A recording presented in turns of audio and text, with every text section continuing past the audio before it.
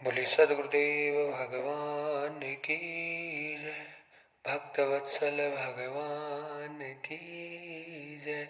सचिदानंद घन भगवान की जय।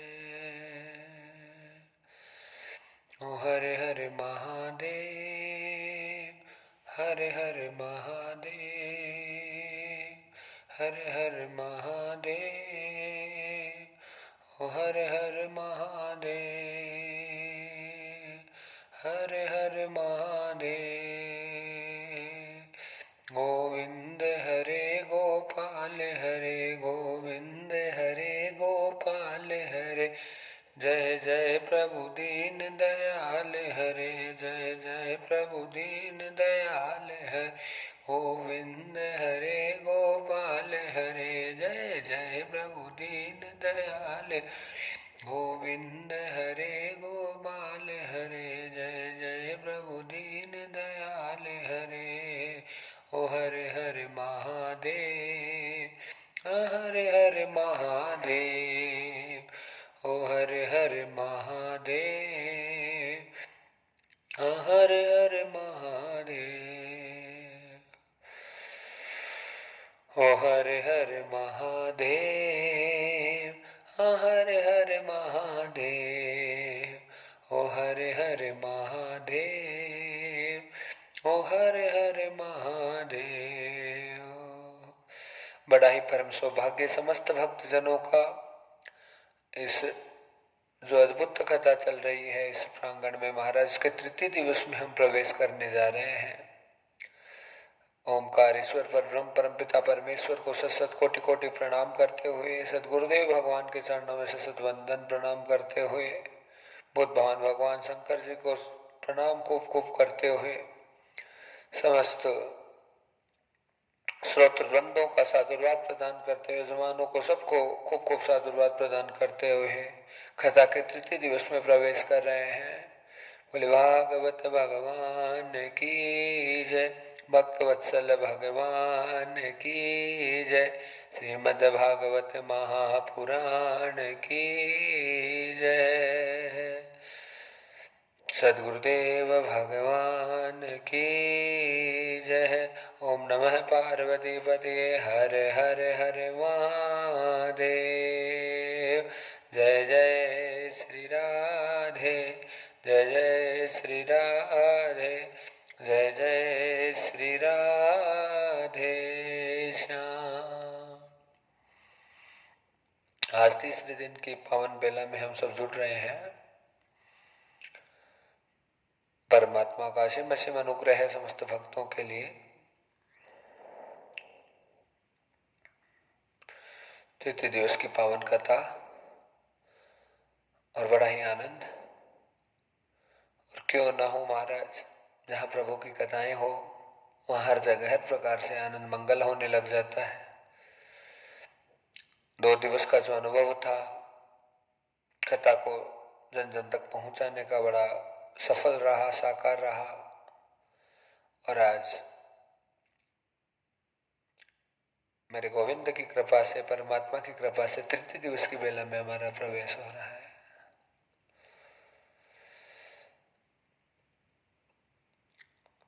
बाबा तुलसीदास जी रामायण के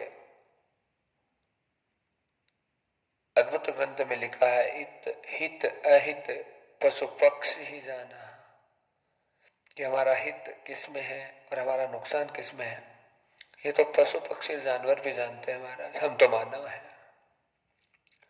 हमें मनुष्य का कर्म चोला अद्भुत रूप से प्राप्त हुआ है। तो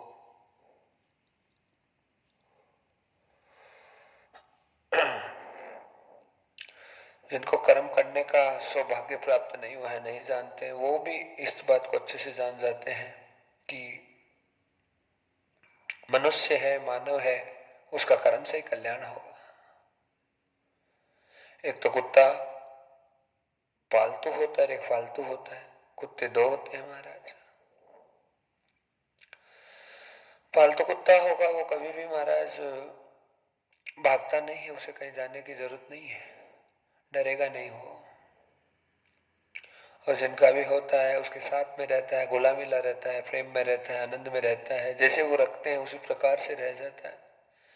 और जो फालतू होता है वो भागता है, डरता है, इधर उधर दौड़ता है, उसकी कोई वैल्यू नहीं है। फालतू कुत्ते को भोजन पानी दिया जाए तो वो इधर उधर जाके सब जगह मुंह मारता है, उसकी आदत है। और पालतू कुत्ते को दिया जाए तो एक जगह बैठकर आनंद से खाता है, फालतू वाला लेकर भागेगा इधर उधर। कारण क्या है इस बात का? हित अहित पशु पक्षी ही जाना। पालतू कुत्ते को ये अच्छे से पता है कि उसकी कोई वैल्यू नहीं है। अगर मैं इस खाने को यहीं पे बैठा रहा तो हो सकता है मेरे डंडा पड़े और पत्थर पड़े, हाँ कोई मारेगा, मुझे परेशानी होगी, इसलिए उस भोजन को लेकर वो भागता है, वहां से तत्काल भाग जाता है। और दो चार गली में, दूसरी गली में जाके दो चार घरों को छोड़ के फिर वहां पे जाके चिपक कर खाएगा, वो सामने नहीं खा पाएगा। और जो पालतू कुत्ता है वो महाराज एक जगह बैठकर खा लेगा, वो नमस्कार भी कर लेगा, दोनों के आगे के हाथ और पैर जो है उठाकर उसे और पूंछ को उठाकर अभिवादन भी कर लेगा। और जो फालतू है वो पूंछ वाला भी है, पर वो पूंछ दबाकर भागता है। कारण क्या है इस बात का? उसे अच्छे से पता है कि मेरा अहित होगा। वो जानता है कि यहाँ पर यदि मैं बैठ गया तो पत्थर पड़ सकता है मुझे अनुराग, ये प्यार, ये मोहब्बत, ये प्रेम मिलने वाला नहीं है। वो अच्छे से जानता है इस बात को। इस कारण ही वो है वहां पर रुकता नहीं है, चला जाता है। तो पालतू पालतू की जो व्यवस्था बताई है व्यासपीठ से, ये व्यवस्था है क्या भला? समझने की आवश्यकता है कथा को, बताइए गुरुदेव। तो बहुत सारे लोग होते हैं जो जमाने में फालतू होते हैं महाराज, और जो फालतू है उनके पास में टाइम बहुत है, पर एक जगह नहीं बैठ सकते, वो कभी भी भटकते रहते हैं, भटकते रहते हैं। और जो फालतू हैं, किसी महात्मा के प्यारे हैं, किसी गुरु के प्यारे हैं, किसी मंदिर के, मस्जिद के, हाँ भगवान को पालते हैं, मानते हैं, उसकी मान्यताओं से जुड़े हुए हैं, भोजन भटकते नहीं है। यहाँ वहां जहां तहां अलग अलग जगह पर उन्हें जाने की आवश्यकता नहीं होती है, और उनमें संतोष रहता है। और फालतू व्यक्ति होता है उसमें कभी संतोष नहीं हो सकता। फालतू की हमेशा टेंशन रहेगा, परेशानी रहेगी, चिंता बनी रहेगी महाराज। कीड़े मकोड़े ले लीजिए, चींटी मूंगे पानी में नहीं जाएंगे, आग में नहीं जाएंगे, उन्हें खुद को अच्छे से पता है इस चीज के बारे में। पानी की लकीर खींच दीजिए, चींटी आगे प्रवेश नहीं करेगी। धार बांध दीजिए, चींटी नहीं आएगी आगे। ज्ञान है उसे, चींटी को पता है पानी से मेरी मृत्यु हो सकती है। उसके पैर और पंख होते हैं, जो भी होते हैं, चिपक जाते हैं पानी से, इसलिए पानी में नहीं जाती है। क्यों? कारण क्या है? मृत्यु का जो ज्ञान है वो प्रत्येक जीव को है सृष्टि में। मानव के अलावा जितने भी जीव हैं, उन जितने भी जीव हमारा, उन सब जीवों को ज्ञान है इस बात का कैसे मर सकते हैं, पर मानव ही अंधा होकर घूम रहा है। भोजन का भी सबको ज्ञान है। भोजन, जितने भी मूर्ख जीव हमें लगते हैं, गधा, घोड़ा, सुअर आदि जितने भी है, खाने का ज्ञान सबको है महाराज। उन्हें पता है पेट भरना है हमारा। अव्यहम देहतो न कर्मम। हाँ, डर और भय है वो लगातार सबके अंदर बना रहता है। आहार, निद्रा, भय, मैथुनम पशु भी नाराणाम समानम। दुनिया के प्रत्येक जीव में बच्चे पैदा करने की भावना होती है, प्रत्येक जीव में। फिर मनुष्य में विशेष क्या है? खाना है, कमाना है, सोना है, जगना है, हाँ, डरना है, डराना है। तो फिर मनुष्य में और जानवरों में फर्क क्या है? कौन सा ऐसा फर्क नजर आता है? फिर मनुष्य का जन्म अच्छा क्यों है? मनुष्य का जन्म इसलिए अच्छा है महाराज कि स्वाभाविक जो ज्ञान है वो 84 लाख जितनी यूनियन में सब में है, जितने जीव हैं उनमें सब में ज्ञान है उस चीज का। स्वाभाविक ज्ञान सब में है, खाने का, पीने का, सोने का, जगने का, डरने का, डराने का, अपने वंश वृद्धि करने का, ये ज्ञान तो सब में मिल जाएगा। पर ये जो स्वाभाविक ज्ञान है इससे कभी उत्थान नहीं हो सकता, कल्याण नहीं हो सकता, परमानंद को प्राप्त नहीं किया जा सकता। ये ज्ञान पतन के मार्ग पर लेकर जाएगा हमको और हमारा सर्वस्व विनाश करेगा। केवल कमाने कमाने में रुचि रखिए, निश्चित रूप से पतन हो जाएगा। या केवल खर्च में रुचि रखिए, पक्का पतन हो जाएगा। संतान के बारे में चिंतन करते रहिए, मेरा है, मेरा है, मेरा है, चिंतन ज्यादा कर दिए आपका पतन हो जाएगा। केवल डरते डरते रहिए, पतन हो जाएगा। दुनिया को डराते रहिए, पतन हो जाएगा। बच नहीं पाएंगे फिर उस स्थिति में। तो रुकेगा कैसे महाराज? तो पतन रुकने का एक मात्र जो मार्ग है वो भगवान ने बताया, एक मार्ग है। वो मार्ग ऐसा है कि कर्म योनि जो जिसमें आए हम हैं उस सारी व्यवस्थाओं का पालन करना, उनको नियोजित करना, उन्हें निभाना। हम सब मानव हैं, कर्म योनि में आए हैं। तो हमारे हाथ हैं, हमारे पैर हैं, हाँ, बाकी और किसी के हाथ नहीं पैर तो मिलेंगे। और जिसके हाथ है महाराज, कर्म उसी के हाथ में होता है। जिसके पैर है 4, 6, 10, 20, 50, उनके हाथ में कर्म नहीं है कभी भी। कर्म केवल और केवल मनुष्य के हाथ में है। और 100 पैर होकर भी उसका उद्धार नहीं है, उसका पतन ही है निश्चित रूप से पक्का। और उस सृष्टि में केवल खाते पीते ही मर जाएगा, उसका उत्थान होने वाला नहीं है। इसलिए भागवत कथा से लेकर सभी कथाएं, सभी पुराण, सभी दर्शन, सभी शास्त्र, सभी वेद, ये सारी जो विचारधाराएं हैं, जितनी भी विचारधाराएं हैं, केवल और केवल मनुष्य के लिए बनाई है भगवान ने। उसके अलावा किसी के लिए नहीं बनाई है। जितनी किताबें रची गई है और जितना आनंद रचा गया है, जितने सत्संग छोटे बड़े जो भी होते हैं, जैसे भी होते हैं, जितने घाट नदियों पर बने हुए हैं वो मनुष्य के, हाँ, पूजा पाठ के लिए हैं, उनके चरण के लिए हैं। जितने तीर्थ हैं वो सब मनुष्यों के लिए है, मानव के लिए है।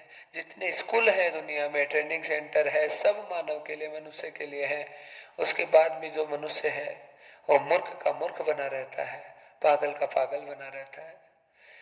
और महाराज ऐसे कई लोग हैं जिन्होंने हजारों कथाएं सुन ली, पर मूर्खता में अभी भी कोई कमी नहीं है, जड़ के जड़ बने हुए हैं। जैसे बिना कथा सुनने वाले रहते हैं, हाँ, वैसे के वैसे रहते हैं। तो फिर कथा सुनने वाले, बिना कथा सुनने वाले में क्या फर्क रहेगा?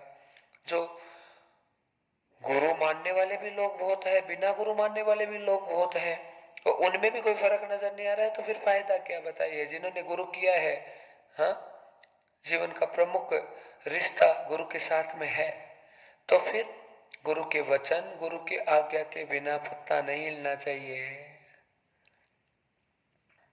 तो पतन रुकेगा, नहीं तो विनाश को कोई नहीं रोक सकता।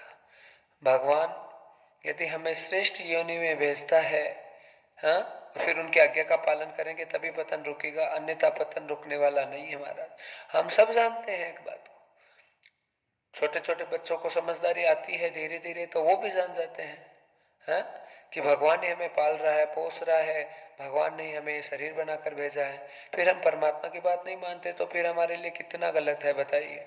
फिर हमारा उद्धार होगा तो होगा कैसे? उसी के लिए कथा होती है, उसी के लिए प्रवचन होता है, उसी के लिए सत्संग होता है, उसी के लिए भजन होता है। रामायण उसी के लिए लिखी है बाबा तुलसीदास ने। और ये अद्भुत जो श्रीमद् भागवत गीता का जो उपदेश दिया भगवान ने, उसी के लिए दिया है। भागवत उसी के लिए रची गई है, हाँ।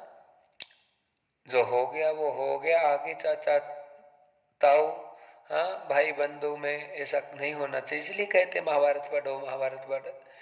महाभारत पढ़ने से और महाभारत सीखने से आदमी के घर में, परिवार में शांति आती है, आनंद आता है। और कई लोग कहते हैं कि महाभारत की किताब घर में रखी तो शांति नहीं रहेगी। नहीं, ऐसा नहीं है बिल्कुल भी। ये गलत है, ये भ्रांति है केवल। महाभारत का जो रथ है जिस पर कृष्ण बैठकर हाँक रहे हैं महाराज, उस चित्र के लिए कुछ लोग मना करते हैं, बड़े बड़े विद्वान, और कहते हैं कि जिस रथ पर बैठकर जीव को कल्याण का उपदेश भगवान श्री कृष्ण दे रहे हैं, उस चित्र को रखने से घर में बाधा आ जाएगी, संकट आ जाएगा। ऐसे अज्ञानी लोग कुछ इसी बातें बताते हैं। महाभारत का ग्रंथ रखने से झगड़े होंगे, ऐसा भी कहते हैं कई लोग, पर नहीं, ऐसा बिल्कुल नहीं है। बोलिए, कुछ सोचिए इस बात को। हाँ, घर में दीवार पे घड़ी बंद नहीं होनी चाहिए। अगर वो घड़ी बंद हो गई तो घर में सब रुक जाता है, आमदनी रुक जाता है। हाँ, तुम्हारा हमने कहा नुकसान कहाँ होगा? यदि आमदनी रुक गई तो आमदनी भी रुक गई। हाँ, तो घड़ी रुक गई तो सब, और घाटा पड़ कहाँ रहा है? ये सोचने वाला विषय है।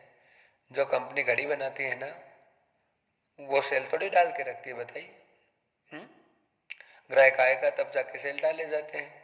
और ऐसे तो महाराज कितने घर घर घर कितने सेल है वो डालेगी, उसमें सोचने की बात है। घड़ी बना करके गोदाम में पे करके रख देती है, और जब घड़ी बिकती है तो उस समय दुकानदार है वो सेल डाल के घड़ी उसी समय देता है जब कोई खरीदने के लिए जाता है। इसलिए बंद घड़ी, बंद गाड़ी, कुछ भी रखा हो तो उससे कोई नुकसान होने वाला नहीं है, केवल अंधविश्वास है। क्यों? ये जो मनुष्य ने टाइम टेबल है वो नियोजित किया है, और उसके मुताबिक ही घड़ी का निर्माण हुआ है। ये भारतीय समय के अनुसार घड़ी काम कर रही है, यहाँ तक ठीक है। हाँ, बताइए, विदेश की यात्रा करेंगे तो फिर ये घड़ी फेल हो जाती है। इस घड़ी में 4 बज रहे हैं, और जहाँ हम लोग गए हैं वहाँ पे 10 बज रहे हैं रात के, तो फिर घड़ी कहाँ पे काम कर रही है बताइए? फिर वहां पे जाके वापस घड़ी की सुई को घुमाना पड़ता है। हाँ, और फिर इधर आए तो फिर इधर वापस ही करना पड़ता है। तो ये क्या है? इसलिए अंधविश्वास जो है, जो फालतू की भ्रांतियां हैं, उस भ्रांतियों के चक्कर में नहीं पड़ना चाहिए। घड़ी चाहे बंद हो जाए या चालू पड़ जाए, कोई ज्यादा फर्क इससे नहीं पड़ता है। बिना घड़ी के भी आदमी जो है 30-40 मिनट का ही अंतर समझता है महाराज, बाकी तो बहुत समझदार है। बिना घड़ी के अनुमान लग जाता है टाइम का, अभी कितने बज रहे होंगे। हाँ हाँ, आधा घंटे का फर्क लग जाए, 1 घंटे का फर्क लग जाए, घंटा बहुत ज्यादा है, आधा पौन घंटे का, 1 घंटे का, बाकी अनुमान हो जाता है कि कितना बजा है। पर एक पावन घड़ी है जो निश्चित है, वो परमात्मा के द्वारा बनाई है। तो उस घड़ी की चर्चा ना करते हुए, इस घड़ी की चर्चा ना करते, माफ करना, उस घड़ी की चर्चा करनी चाहिए जो कभी टाली नहीं जा सकती। कौन सी घड़ी है वो? घड़ी अद्भुत है, वो भगवान के द्वारा रचित है, परमात्मा के, ब्रह्म के द्वारा रचित है। उसी घड़ी का मोल है। बाकी ये इस घड़ी का मोल नहीं है। इसलिए गाइए मेरे साथ में थोड़ा सा। दो घड़ी नहीं याद करता तू अगर भगवान की, दो घड़ी नहीं याद करता तू अगर भगवान की।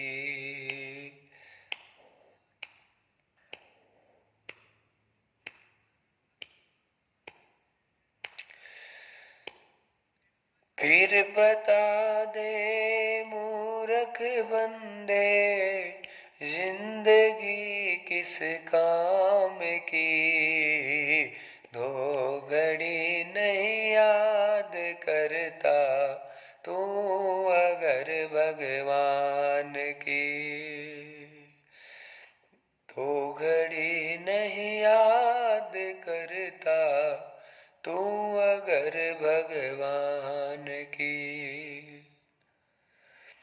फिर बता दे मूरख बंदे, फिर बता दे मूरख बंदे, जिंदगी किस काम की। दो घड़ी नहीं याद करता तू अगर भगवान की। दो घड़ी नहीं याद करता तू अगर भगवान की।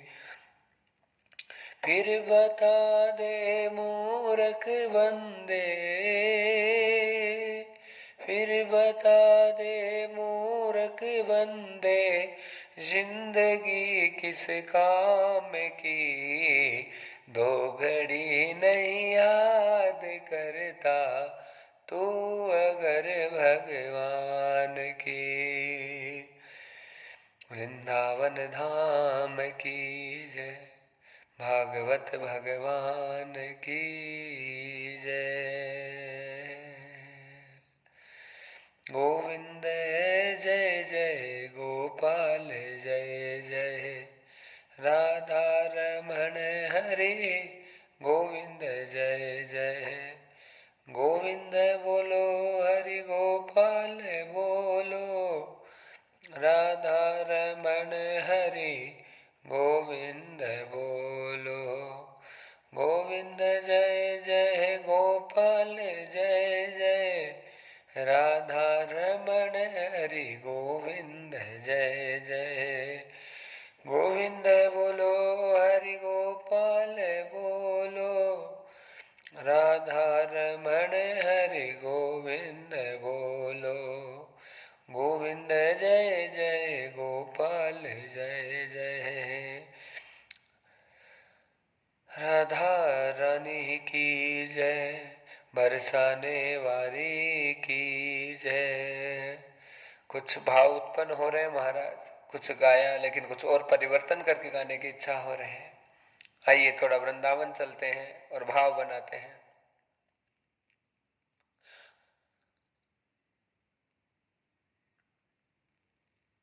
वृंदावन में हुक्म चले बरसाने वारी का, वृंदावन में हुक्म चले बरसाने वारी का। मेरा श्याम दीवाना है श्री राधे रानी का, मेरा श्याम दीवाना है श्री राधे रानी का। मेरा श्याम दीवाना है श्री राधे रानी का, मेरा श्याम दीवाना है श्री राधे रानी का।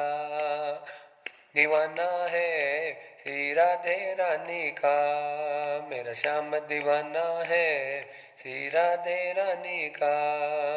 वृंदावन में हुक्म चले बरसाने वाली का, वृंदावन में हुक्म चले बरसाने वाली का। मेरा श्याम दीवाना है श्री राधे रानी का, मेरा श्याम दीवाना है श्री राधे रानी का। श्री राधे रानी का बरसाने वारी का, श्री राधे रानी का बरसाने वारी का। श्री राधे रानी का बरसाने वारी का, श्री राधे रानी का बरसाने वारी का।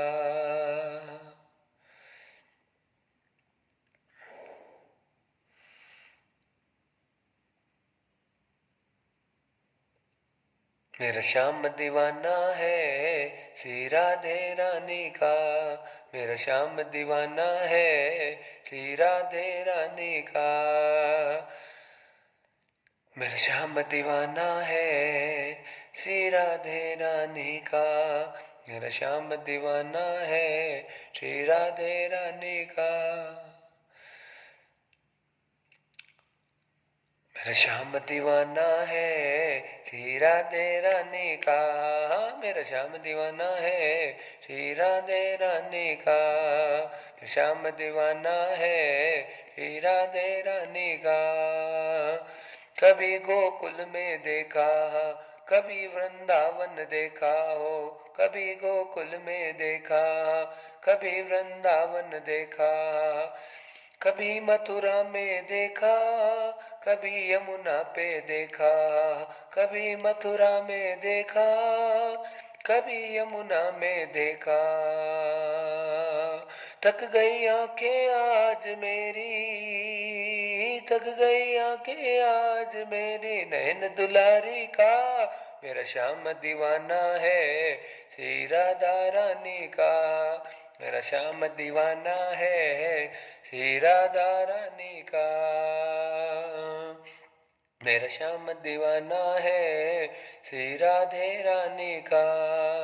गोविंद जय जय गोपाल जय, राधा रमण हरि गोविंद जय। गोविंद बोलो हरि गोपाल बोलो, गोविंद बोलो हरि गोपाल बोलो, राधा रमण हरि गोविंद बोलो, राधा रमण हरि गोविंद बोलो। गोविंद जय जय गोपाल जय जय, गोविंद जय गोपाल जय जय, राधा रमण हरि गोविंद जय, राधा रमण हरि गोविंद जय। गोविंद बोलो हरि गोपाल बोलो, गोविंद बोलो हरि गोपाल बोलो, राधा रमण हरि गोविंद बोलो, राधा रमण हरि गोविंद बोल। गोविंद जय जय गोपाल जय जय, गोविंद जय गोपाल जय जय, राधा रमण हरि गोविंद जय जय, राधा रमण हरि गोविंद जय। गोविंद बोलो हरि गोपाल बोलो, राधा रमण हरि गोविंद बोलो, जय जय राधा रमण हरि बोल, जय जय राधा रमण हरि बोल, हे राधा रमण हरि बोल, जय जय राधा रमण हरि बोल, जय राधा रमण जय जय राधा रमण, जय जय राधा रमण जय जय राधा रमण, जय जय राधा रमण जय जय राधा रमण, जय जय राधा रमण जय जय राधा रमण, जय जय राधा रमण हरि बोल, जय जय राधा रमण हरि बोल, जय जय राधा रमण हरि बोल, जय जय राधा रमण हरि बोल। वृंदावन में हुक्म चले बरसाने वाली का, वृंदावन में हुक्म चले बरसाने वाली का। मेरा श्याम दीवाना है हे राधा रानी का, मेरा श्याम दीवाना है श्री राधा रानी का, श्री राधा रानी का, श्री राधा रानी का, श्री राधा रानी का, श्री राधा रानी का। मेरा श्याम दीवाना है श्री राधा रानी का, मेरा श्याम दीवाना है श्री राधा रानी का, मेरा श्याम दीवाना है श्री राधा रानी का, मेरा श्याम दीवाना है श्री राधा रानी का। जय जय राधा रमण हरि बोल, जय राधा रमण हरि बोल, राधा रमण हरि बोल, जय राधा रमण हरि बोल, जय राधा रमण हरि बोल, जय राधा रमण हरि बोल, जय राधा रमण हरि बोल, जय राधा रमण हरि बोल, जय राधा रमण हरि बोल, राधा रमण हरि बोल, जय राधा रमण हरि बोल, जय राधा रमण हरि बोल। जय जय श्री राधे। सद्गुरुदेव भगवान की जय, बांके बिहारी लाल की जय। जय जय श्री राधे, जय श्री राधे, जय जय श्री राधे श्याम। थोड़ा सा कीर्तन जो भी जैसा भी भाव बने उसके मुताबिक आनंद के साथ में हमने किया। अस्य प्रपन्न योगं च अस्य मूलं च भागवतम्। भगवान सुखदेव जी से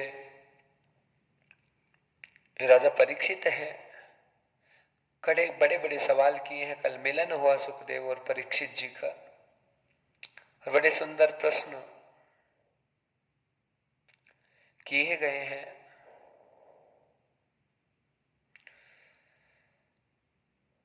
राजा के द्वारा। महाराज अद्भुत स्वरूप है मुनि का। प्रश्न पहला यही है कि मृत्यु से बचने का उपाय बताइए गुरुदेव, कैसे मृत्यु से बचा जा सकता है। मरण संगो विधि व्याधम, आदमी को पता ही नहीं उसकी मौत आ गई है, सामने खड़ी है, माथे पर खड़ी है, मरण आ गया है, वो नहीं जानता इस बात को। और जब वो मर रहा है तब उसे एहसास हुआ कि मैं मर रहा हूं, हाँ, और मैंने कोई कल्याण हो, कैसे मेरा भला हो, ऐसा कोई कर्म नहीं किया। तो ऐसा कौन सा कर्म है कि उन पलों में किया जाए जिससे कि मरने वाले को सदगति प्राप्त हो जाए, उसका कल्याण हो जाए। ऐसा कौन सा कर्म होगा जिससे तरण हो जाए, जिससे उद्धार हो जाए। तो भगवान सुखदेव जी बड़े आनंद के साथ में राजा परीक्षित जी को ज्ञान दे रहे हैं, बता रहे हैं, हे राजा, ऐसी स्थिति में जो व्यक्ति है उसे सब कर्म छोड़ देने चाहिए और सब चीजों को छोड़कर, सब धर्मों को छोड़कर केवल और केवल ओंकार ईश्वर पर, ब्रह्म परमात्मा का सानिध्य ग्रहण करना चाहिए। सर्व धर्मान परित्यज्य मामेकम शरणम व्रजय अहम त्वाम सर्व पापेभ्यो मोक्षयिष्यामि मा शुचः, कि बस परमात्मा के सानिध्य के को ग्रहण करना चाहिए, गोविंद के शरण को ग्रहण करें। क्या अच्छा क्या बुरा, क्या रह गया, क्या हो गया, क्या नहीं हुआ, उन सब चीजों की परवाह किए बिना बस प्रभु की शरण में चले जाओ, मेरे गोविंद की शरण में चले जाओ, नारायण की शरणागति को ग्रहण कर लो, तो हे राजन पल भर में भी मुक्ति हो सकती है। और मृत्यु है वो शुभ हो सकती है। त्वां मृत्युम शुभम परिणीतो। और जब अपने प्रश्न का समाधान पाया सुखदेव जी के सामने, तो बहुत सारे प्रश्न किए हैं परीक्षित जी ने, खूब सारी बातों को पूछा गया है। तो कहा महाराज दुख कैसे समाप्त हो सकता है, यह भी प्रश्न किया गया है। तो दुख को समाप्त करने का जो परमात्मा साक्षात भगवान श्री सुखदेव जी हैं, भागवत को ही आधार बता रहे हैं कि हे राजन, जो दुख है वो समाप्त तभी हो सकता है जब दुख के प्रति आदमी विवेकवान हो जाए, विवेक की उसके जागृति हो जाए और अपने कर्म को भोगने के लिए पूरी तरह से संतुष्ट हो जाए, तो आदमी दुख से निवृत्त हो सकता है। और जो व्यक्ति जितना भागता है, जितना दौड़ता है दुख के कारण से, वो उतना ही ज्यादा दुखी होता जाता है, उतनी ज्यादा परेशानियों में चला जाता है। तो दुख से ना भागकर सुख दुख को समझने का प्रयत्न करता है, वो जल्दी से निवृत्त हो जाता है उस स्थिति से, उस परिस्थिति से। इसलिए राजा परीक्षित, दुख अपने कर्मों का ही फल होता है, वो तो रहेगा, आएगा जाएगा, हाँ भोगना भी पड़ेगा, कुछ नहीं कर सकते उस स्थिति में। कोई पूजा पाठ ऐसा नहीं है जो तुम्हारे पाप को नष्ट कर दे, तुम्हारे दुख को नष्ट कर दे। पर पूजा पाठ भागवत तो हाँ यही बता के सुनाते हैं कि इससे पाप मिट जाते हैं, इससे दुख मिट जाते हैं। और आप भी कह रहे हैं महाराज कि दुख नहीं मिटेगा और पाप भी नहीं मिटेगा, तो फिर हमसे आप कथा भागवत पारायण क्यों करवा रहे हो, पूजा पाठ शांति क्यों करवा रहे हो। हम तो सब पंडितों की, साधुओं की, महात्माओं की, इनकी बात मानते हैं। इसलिए कथा भागवत जो पुराण, ये पूजा पाठ करवाते हैं आपसे कि जब दुख आए, परेशानी आए, तो उस दुख को सहने की शक्ति पैदा करें, हाँ, जिससे दुख आए तो उस पर तुम्हारा असर ना पड़े।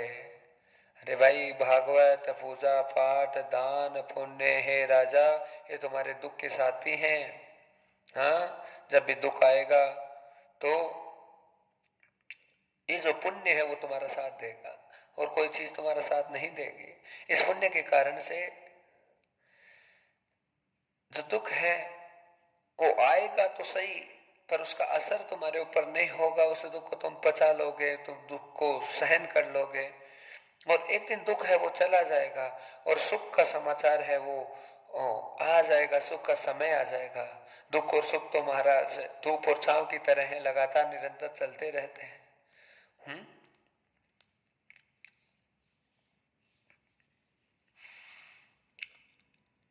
तो दुख और सुख की स्थिति है वो तो बस परमात्मा के हिसाब से है। अभी सर्दी आती है तो कभी टोपा आ गया, कभी हीटर आ गया, कभी जर्सी आ गई, हाँ, और कभी सोल ओढ़ ली, कभी कंबल ओढ़ ली, तो ठंड तो रहेगी।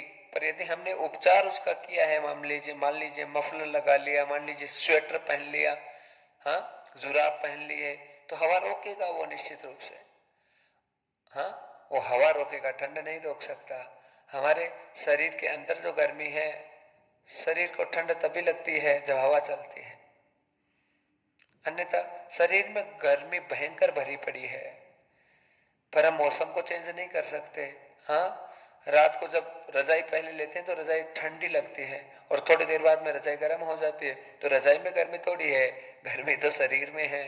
और शरीर के संपर्क में आने से जो रजाई है, हाँ, उसमें अग्नि तत्व है, वो प्रकट हो जाता है, वो जागृत हो जाता है, वो हीटिंग हो जाती है और बाहर की हवा को आने से रोक देती है, इसलिए शरीर उसे गर्म कर देता है और रजाई से फिर हमें गर्मी नहीं लगती, सर्दी नहीं लगती है। ऐसे ही भागवत है वो उपवस्त्र है, जो भी इसे धारण कर लेता है वो शीतलहर से बचेगा, अर्थात पाप लहर आएगी, दुख लहर आएगी, परेशानी आएगी, संताप होगा, तो उससे उसकी रक्षा हो जाएगी। हाँ, जूता पहन के जाते हैं ना महाराज, कीचड़ से, धूल मिट्टी से, पत्थर से, कांच से, कांटे से, करकट से पैर का बचाव होता है कि नहीं होता है?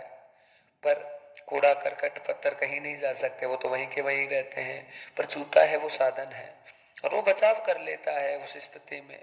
हाँ, और बिना पैर वाला, यदि माफ करना, बिना जूते वाला जो आएगा उसे तो लगेगा, वो पत्थर भी लगेगा, कंकर भी लगेगा, हाँ, कांटा भी लगेगा, पर आपने जूते पहन रखे हैं तो आपके पैरों की सुरक्षा होती है। ऐसे ही दुख है वो सबके जीवन में है, चाहे वो कथा करता हो, चाहे वो कथा करवाता हो, चाहे कथा सुनता हो, चाहे मंत्र बोलने वाला पंडित हो, चाहे यजमान हो, चाहे कोई हो महाराज, हाँ, तो साक्षात ब्रह्मा हो, दुख तो सबके जीवन में है।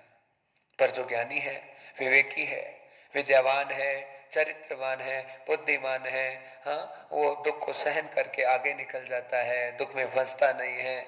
और जो नंगे पैर हैं, जिसने धर्म की चादर को नहीं ओढ़ा है, दान की चादर को नहीं ओढ़ा है, वो दुख में पड़ जाता है और रोने लगता है और उसकी मंजिल, उसका सफर रुक जाता है।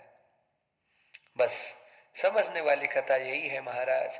इसलिए निरंतर भागवत का, सत्संग का, पूजा पाठ का, दान का, तप का, योग का, समाधि का, साधना का सानिध्य ग्रहण करना चाहिए। ये दुख को सहन करने की शक्ति है वो सत्संग ही प्रदान करता है। फलम कृतम वेदम श्रुति नाम, ये वेद ही है, हाँ, जो कल्याण करते हैं। अब आप बताइए महाराज, आंख तो आंख ही होती है, पर आंख को और सुंदर बनाया जा सकता है। आंख में थोड़ा सा धोखे का जल वजल लगल जे, हाँ, होठ तो होठ ही होते हैं, थोड़ा सा हल्का सा लाल लाल पोत लीजिए, हाँ, तो होठ बड़े सुंदर लगने लग जाते हैं।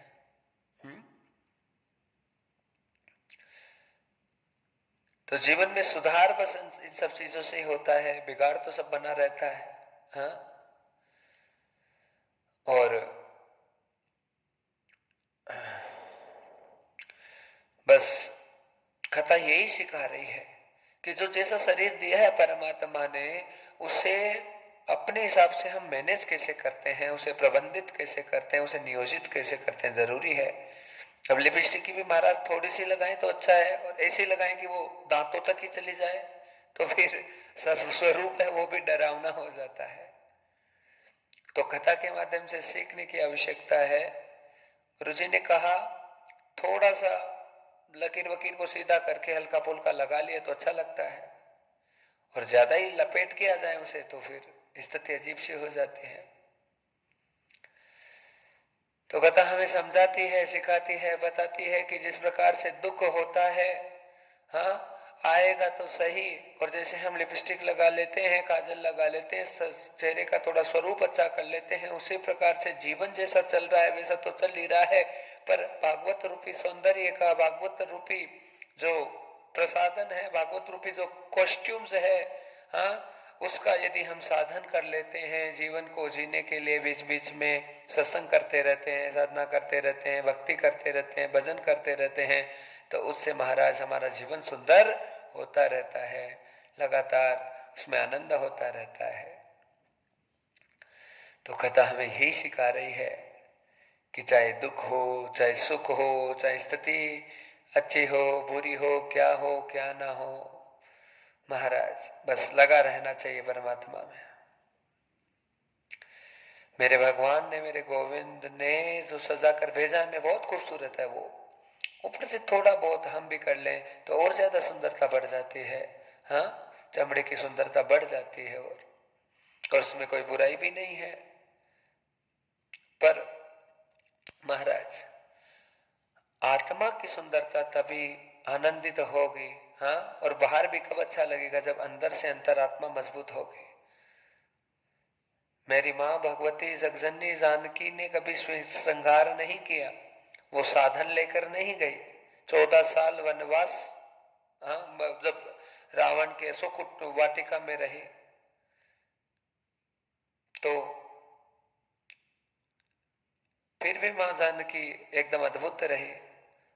किसी को दिखाने के लिए, आडंबर करने की भी आवश्यकता नहीं है महाराज। रिझाना है तो राम को रिझाओ, प्रभु को रिझाओ, भगवान को रिझाओ, और उनको रिझाने के लिए कुछ भी लगाकर आने की आवश्यकता नहीं है।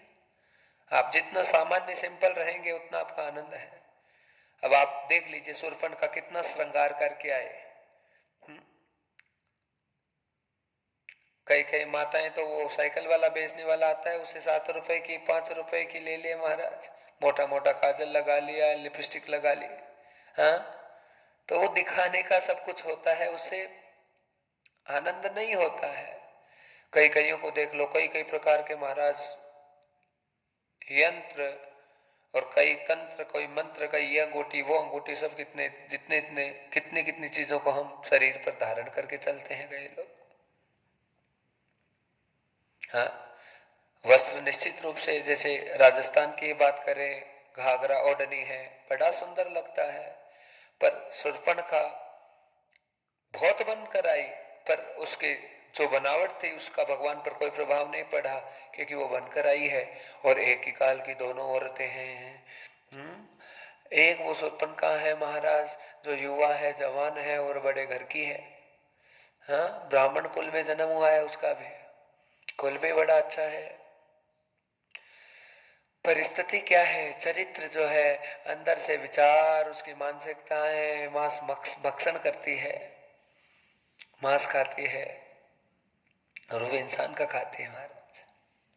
हाँ और उसी काल की एक महिला है जिसे हम अच्छे से जानते हैं, उसका नाम सबरी है। ना आंख अच्छी है, ना होठ अच्छे हैं, ना चमड़ी अच्छी है, ना स्वरूप अच्छा है, ना आयु अच्छी है, और ना कुल अच्छा है, फिर भी राम जी ने उसके ऊपर कितनी बड़ी कृपा की है। और कुल अच्छा नहीं है इसका मतलब ये नहीं है वो गरीब घर से जन्म ली है, कुल का मतलब ये है। यदि हम आगे कथा को समझने की कोशिश करें तो आप जान जाइए भगवान को अंतर मन के श्रृंगार की आवश्यकता होती है।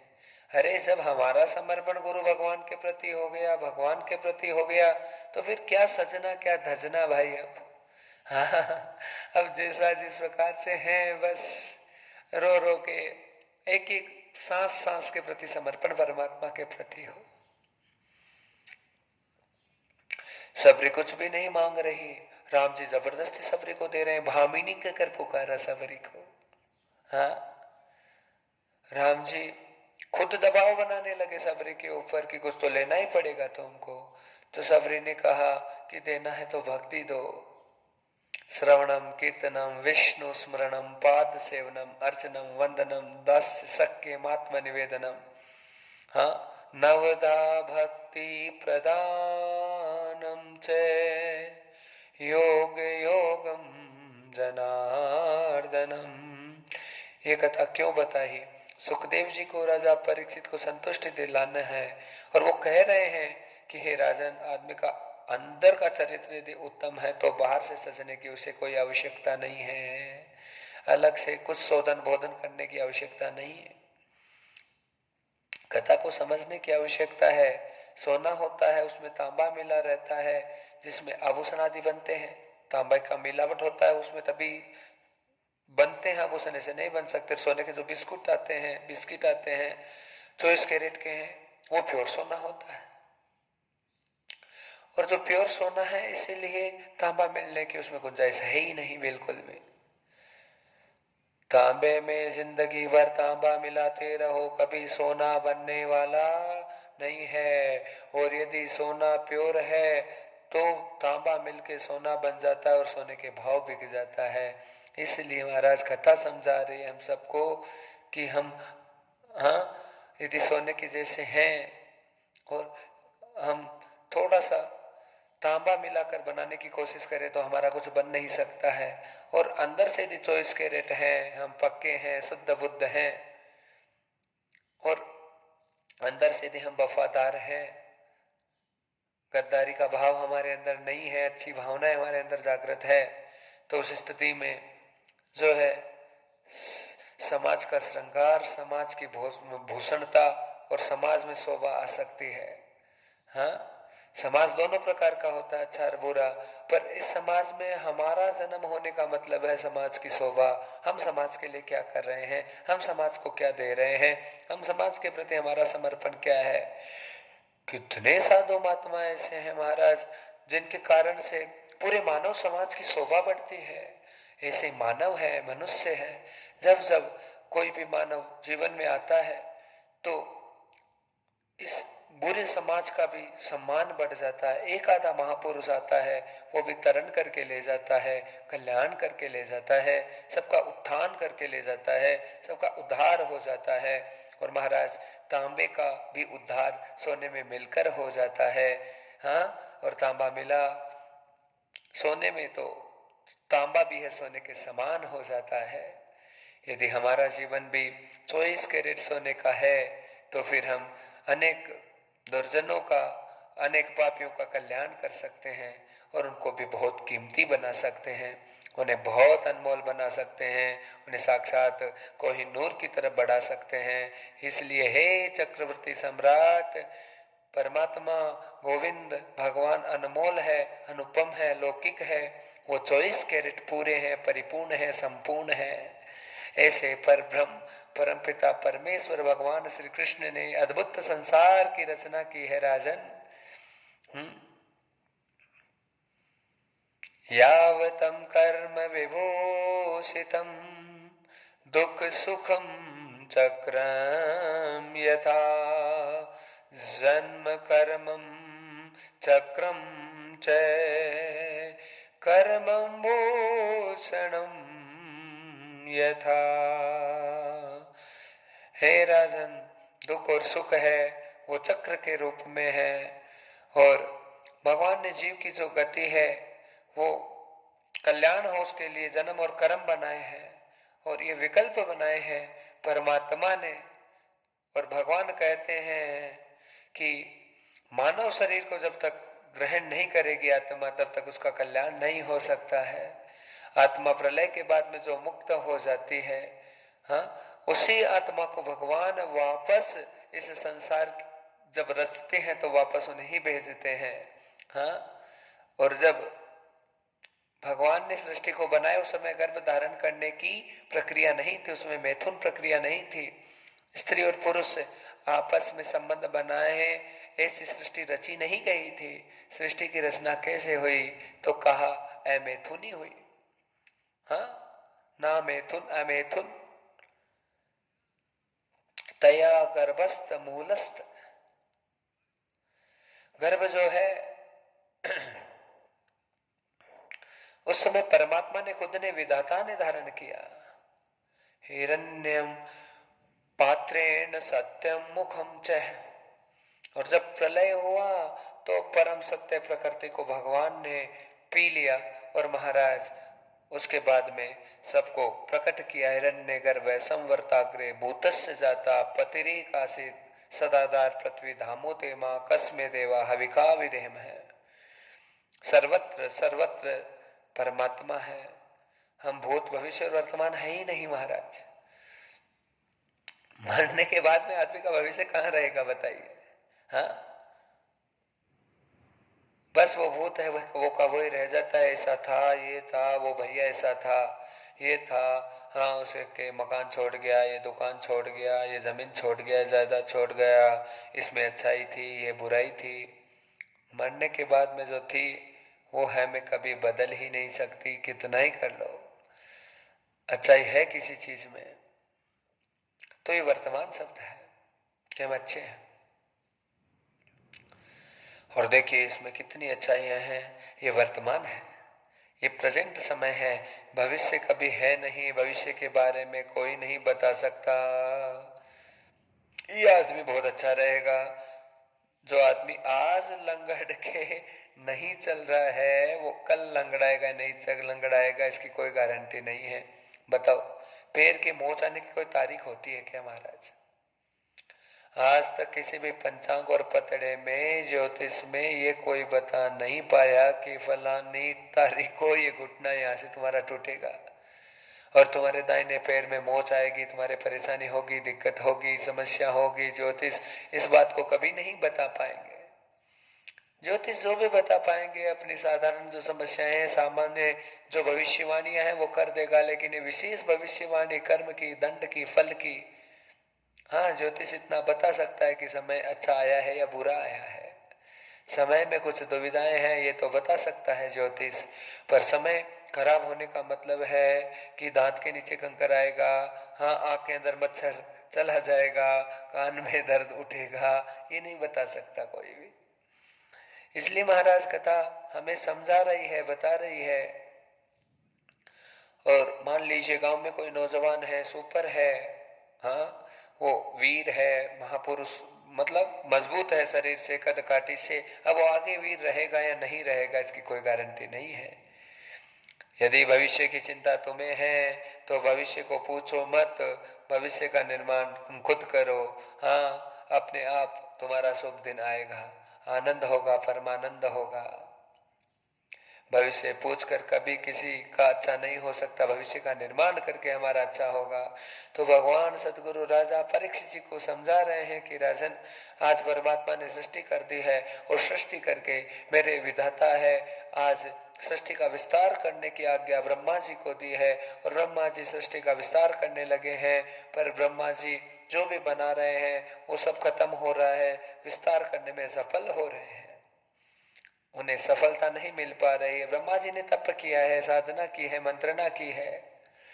और महाराज साधना तप इनमें इतनी ताकत, इतनी शक्ति होती है कि सब सकल अभिष्टित जो चीजें हैं वो सब प्रकट हो जाती है। यदि जीवन में कुछ अच्छा नहीं हो रहा है तो कुछ विशेष भजन में लग जाओ, सदाचार में लग जाओ, अच्छी चीजों में लग जाओ, फिर क्या होगा? जो हम चाहते हैं वो का वही होगा, उसके अलावा कुछ नहीं हो सकता। संयम, सदाचार, तप और जप नहीं है तो महाराज इच्छा की पूर्ति पुरुषार्थ अनुसार नहीं होगी, फिर भाग्य अनुसार होगी। जो तुम्हारे भाग्य में है वो ही मिलेगा फिर, लेकिन जो भाग्य में नहीं है वो भी चाहिए है तो उसके लिए पुरुषार्थ करो, उसके लिए नित्य नित्य नित्य अच्छे अच्छे कर्म करो, तप करो। और आज ब्रह्मा जी की सृष्टि महाराज बिगड़ रही थी तो 10,000 वर्षों तक ब्रह्मा जी ने तप किया, ओमकार भगवान गोविंद का, श्री कृष्ण का ध्यान किया है 10,000 वर्षों तक। और मेरे प्रभु आज ब्रह्मा जी की रक्षा करने के लिए, ब्रह्मा जी को आगे मार्ग प्रशस्त करने के लिए मेरे गोविंद है वो अवतार लेकर आज वो जो है वराह भगवान के रूप में प्रकट हो रहे हैं। बोले वराह भगवान की जय। हाँ, भगवान जो ब्रह्मा जी हैं उनके प्राणों से आज वरा भगवान का प्राकट्य हुआ है और प्राण से प्राकट्य हुआ है। तो शरीर में जो काम की चीज है उनका नाक था, उनकी नासिका थे। प्राण से ही कल्याण होता है। प्राण ही होते हैं जो शरीर को आधारित रखते हैं, संचारित रखते हैं। आज पाताल में चले गए हैं वरा भगवान मेरे, और रूप अच्छा जो भी लेकर आए हैं, शुक्र के रूप में भगवान आए हैं। और सृष्टि के आरंभ में मनुष्य का स्वरूप अच्छा था ही नहीं, सुंदर थे नहीं मनुष्य सृष्टि के आरंभ में। और कोई कितनी भी अकल से, कोई कितनी भी ध्यान से रोटी बनाए, पर पहली रोटी कभी भी अच्छी आती नहीं है। कितना ही ध्यान से बना लो, उसमें तो गड़बड़ होगा, फूलेगी नहीं फूलेगी, हाँ, बाकी टेढ़ी हो जाएगी, कुछ न कुछ प्रॉब्लम होगी। हाँ, कितना ही दम लगा लो, चाहे पहली रोटी अच्छी नहीं बनने वाली है। दूसरी तीसरी रोटी में से मामला जम जाता है, लेकिन पहली रोटी प्रॉब्लम में आती है। हाँ, पहली रोटी में तो आग सी लग जाती है, महाराज, हालत खराब हो जाती है। कितना ही बढ़िया बनाने की कोशिश कर लो उसे, वो मरी की मरी सी ही रहती है। और तीसरी चौथी रोटी एकदम बढ़िया बढ़िया फूलने लग जाती है। सुंदरता आजकल महाराज मनुष्य की चरम सीमा पे जा चुकी है। आज मनुष्य बहुत सुंदर हो रहा है। चमड़ी, नाक, कान, मुंह, हाथ, पैर इतने सुंदर हो गए हैं मानव के, पर अंतर चित्त इतना अपवित्र हो गया जिसका बखान भी करना मुश्किल हो रहा है। हाँ। आज मनुष्य केवल सुंदर नहीं है, खेत खलिहान भी बहुत सुंदर है, ये प्रकृति हर हिसाब से। और पर उनमें जो सुंदरता है, तो ऐसी सुंदरता है खेत खलिहान में भी कि खाओगे तो बीमार पड़ोगे। यूरिया डीएपी डाली हुई है दुनिया भर की।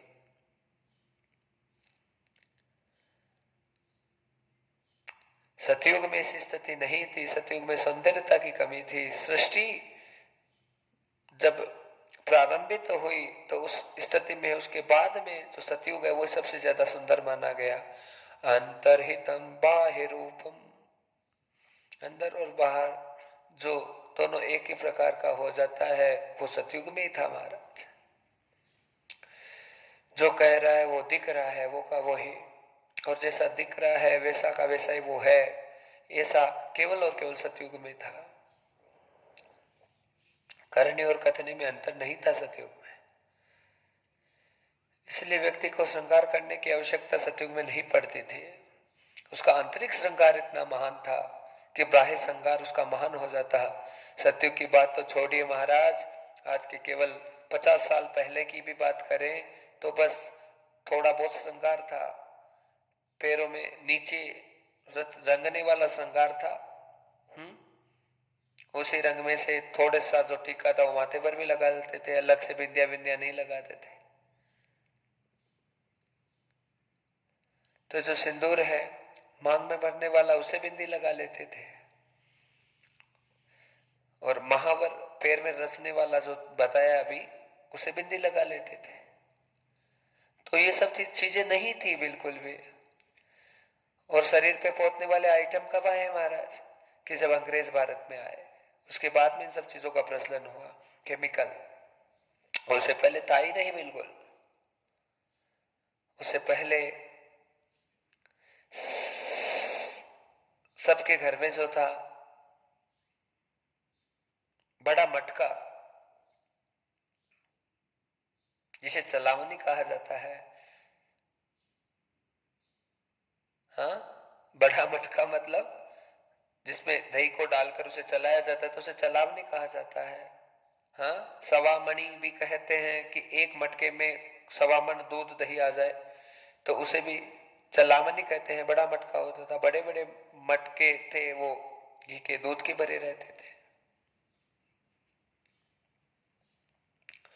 और सब्जी वब्जी का झंझट यदि हम छोड़ दे महाराज, गुड़ और घी से रोटी खाने लग जाएं और रोटी बाजरे की हो, तो गारंटी आप लिख के ले लीजिए इस बात को, अगले 6 महीने में लोग, है ना, हाँ, आपके चेहरे से क्रीम उतार उतार कर ले जाएंगे महाराज। गालों पर इतनी क्रीम पैदा हो जाएगी, इतना आनंद पैदा हो जाएगा। हाँ, खाने का बड़ा प्रभाव है जीवन में। बाहर तो कुछ बचा ही नहीं खाने पीने में, तो हम जानते हैं सब। चेहरे सब एकदम फिस हो गए, केवल पोतापाती बची है, और कितना ही पोत लीजिए, और उसमें धूल को पकड़ने की आदत होती है। आधा घंटे में गाल है वो धूल को पकड़ जाते हैं, और आधा घंटे में गाल बेकार लगने लग जाते हैं। लगाते तो बड़ा सुंदर लगता है।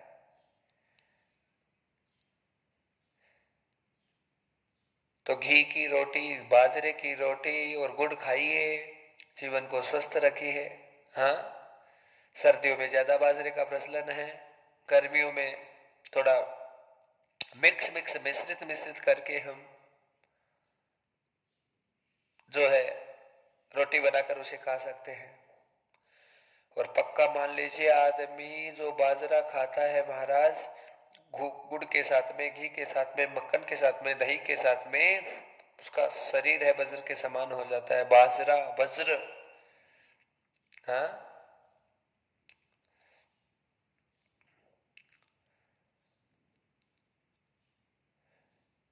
तो महाराज खाने की स्थिति है वो हमारे जीवन पे बहुत बड़ा प्रभाव डालती है।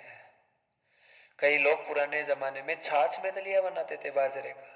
हाँ, हांडी में छाछ रख देते थे पहले।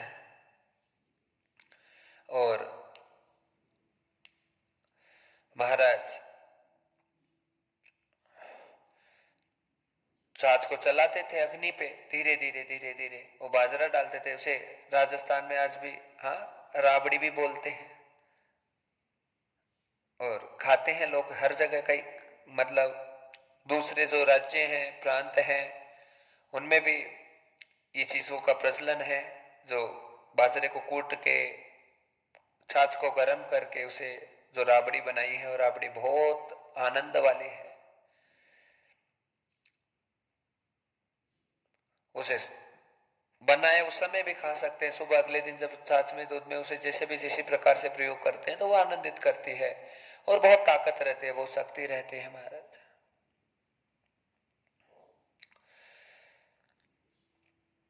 इसलिए जीवन में खाने पीने का बहुत बड़ा प्रभाव है। जितना शुद्ध खाते हैं उतना ही फिर अलग से लिपा पोती हमें कभी जीवन में करने की आवश्यकता नहीं पड़ती है। बस भोजन बिगड़ जाने के कारण से स्वास्थ्य हमारा बिगड़ जाता है संपूर्ण रूप से, और भोजन हमारा इतना बुरा हो गया जिसके बारे में हम कुछ बता ही नहीं सकते। इसलिए भोजन के ऊपर सिद्धि होनी बहुत जरूरी है महाराज। आज भगवान नारायण वराह बनकर आज अपने नासिका की शक्ति को प्रतिपुष्टित करते हुए आज सीधे महाराज पाताल में गए हैं, हिरण्याक्ष का वध किया है, और हिरण्याक्ष का वध करके भगवान ने पृथ्वी को लेकर आए हैं ऊपर। ब्रह्मा जी को सौंपा गया है।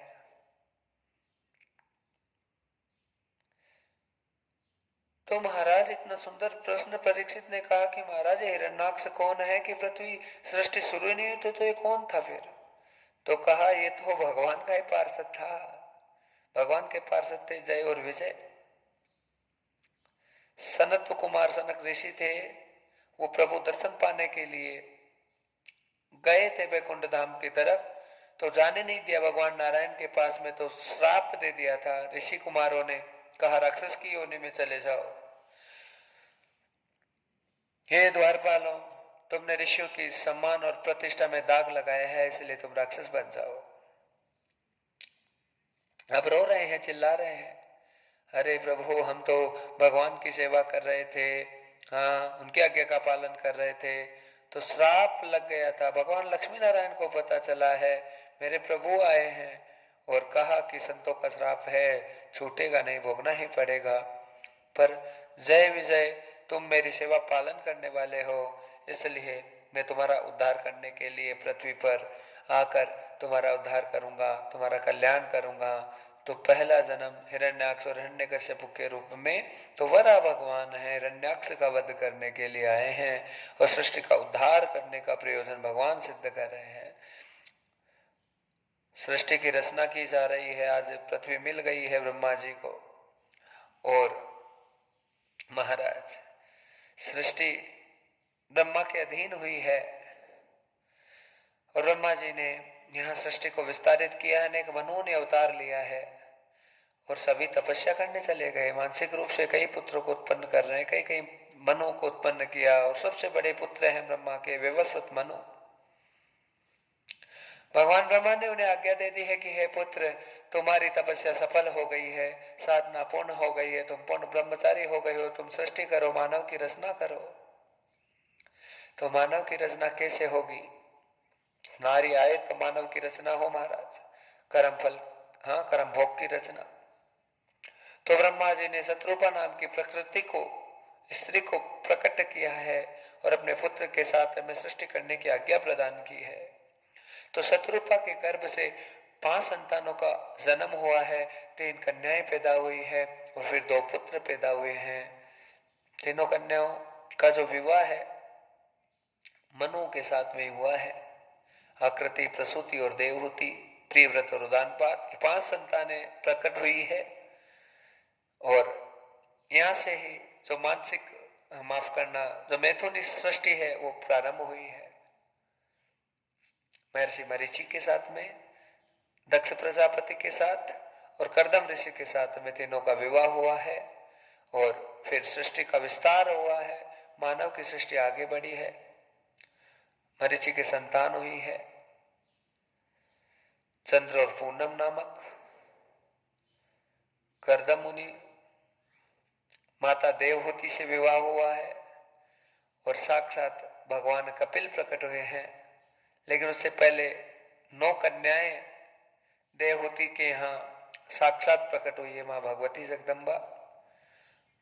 और प्रसूति का जो विवाह है वो दक्ष प्रजापति के साथ हुआ है।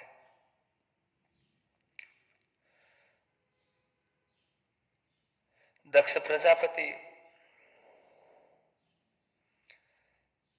के 10,000 पुत्र उत्पन्न हुए, नारद जी ने वैरागित कर दिया। उसके बाद में 1000 पुत्र और उत्पन्न हुए, उन्हें भी वैराग्य की तरफ भेज दिया, तपस्या करने भेज दिया। तो नारद जी को श्राप दे दिया प्रजापति ने कि कहीं रुक नहीं पाओगे, सब जगह डोलते ही रहोगे। नारद जी ने कहा गलती मेरी नहीं है, सृष्टि बढ़ानी है तो पुत्रियों को उत्पन्न करो। फिर 60 पुत्रियों की उत्पत्ति आज प्रजापति के द्वारा किया है। हम केवल प्रजनन में लगे हुए हैं महाराज, हमारी परंपरा खराब है। नारद जी ने भेजा है पुत्रों को तपस्या करने के लिए, तो क्यों भेजा है? क्योंकि यदि हम नींव यदि कच्ची रह जाएगी महाराज तो सारा मामला गड़बड़ हो जाएगा। नींव यदि जितनी मजबूत करेंगे, धम्मस धम्मस धम्मस करके नींव को एकदम कूटेंगे तो फिर मकान अच्छे बनेंगे। हमारे बच्चे धोखा क्यों दे रहे हैं महाराज? उसका कारण क्या है कि हमने बस पोकल पोकल मिट्टी डाल दी, उस पर आरसीसी डालने की तैयारी कर रहे हैं, काम नहीं बन पाएगा। पहला हमारा उद्देश्य और कर्तव्य ये है कि पहले तप करना सिखाओ। अंग्रेजी शिक्षा का सीमेंट पोत दिया तुमने, उससे कल्याण नहीं होगा। मेरा बच्चा ये हो गया, एमसीए कर लिया, बीसीए कर लिया, बीबीए कर लिया, फलाना कर लिया, ढीमका कर लिया, हाँ क्या क्या डिग्रियां आ गई है अंग्रेजी में, उससे कल्याण नहीं होगा कभी भी। और हमारे यहाँ तो पहले एक ही डिग्री चले आ रही है, वो एक ही डिग्री है, वो सनातन धर्म की डिग्री, स्नातक होना, स्नातक। और वही सनातन से है, स्नातक सनातन। स्नातक का मतलब है सभ्य होना, सद्व्यवहारी होना। और अब डिग्री में जो अंग्रेजी में आई है महाराज, तो अब बस सद्व्यवहार और स्नातक को ढूंढते ही रहो, कहीं नहीं मिलेगा। डिग्री तो बहुत बड़ी है पर जो चाहिए डिग्री के साथ में क्वालिटी, हाँ वो ताजगी, वो सद्व्यवहार, वो आनंद, वो सब गायब हो गया है, वो खत्म हो गया है। जिंदगी सेकंड हो गई महाराज, शुरुआत में ही पूरी जिंदगी डिफॉल्ट हो गई। अब जिंदगी में कुछ उत्तम और अच्छा बचा नहीं है, बस केवल सर्टिफिकेट बचा है, उसके आधार पर कहीं नौकरी चाकरी कर लेगा, पर जीवन में कुछ शेष नहीं बचा, सब खत्म हो गया। ये बातें एकदम सत्य है भक्तजनों, क्योंकि हम तो गुजरे हैं इन सब चीजों से, हमें अच्छे से पता है। इसलिए अपने बच्चों को अच्छी शिक्षा कहाँ से मिलेगी? लगातार सत्संग में, भजन में रखो उन्हें। 4 आश्रम है, ब्रह्मचर्य, ब्रह्मचर्य आश्रम जो पहला आश्रम है महाराज, इसकी कैसे धज्जियां उड़ रही है। 12-13 साल की कन्या महाराज बिना पंखों के उड़ रही है, पंख भी नहीं है, उड़ी जा रही है, उड़ी जा रही है, पैर टिकाई नहीं रह रहा है उसका, केवल 12-13 साल की। 12-14 साल का बच्चा बेटा, उसकी क्या हालत हो रही है, पटा जा रहा है, पटा जा रहा है, मरा जा रहा है। समाज बचेगा तो कैसे बचेगा बंधुओं। और जिंदगी अभद्र हो गई है, भद्र जिंदगी चाहिए जो दूर दूर तक नजर नहीं आ रही है। और ऐसी स्थिति से हमारा कल्याण नहीं होगा। भद्रम कर्णे भी शृणुयाम देव, ये मंत्र है, 1000 बार सुना होगा पंडितों से। जो भी पंडित स्वस्ति वाचन करते हैं, आशीर्वाद देते हैं, तो इसी मंत्र को बोलते हैं। और इस मंत्र को बोलने का तात्पर्य क्या रहता है, उद्देश्य क्या रहता है। आचार्य कहता है कि यजमान की आंख कल्याणकारी हो, नाक कल्याणकारी हो, हाथ कल्याणकारी हो, जिह्वा कल्याणकारी हो। मेरा यजमान जो कुछ भी नाक आंख कान से देखो वो सब कुछ भी कल्याण वाला हो। यही महाराज मंत्र है का जो अर्थ है वो प्रतिपुष्टित हो रहा है। भद्रम कर्णे शृणुयाम देवा, भद्रम पश्येमाक्षभिर्यजत्रा जत्रा स्त्रंगे स्तुष्टवा।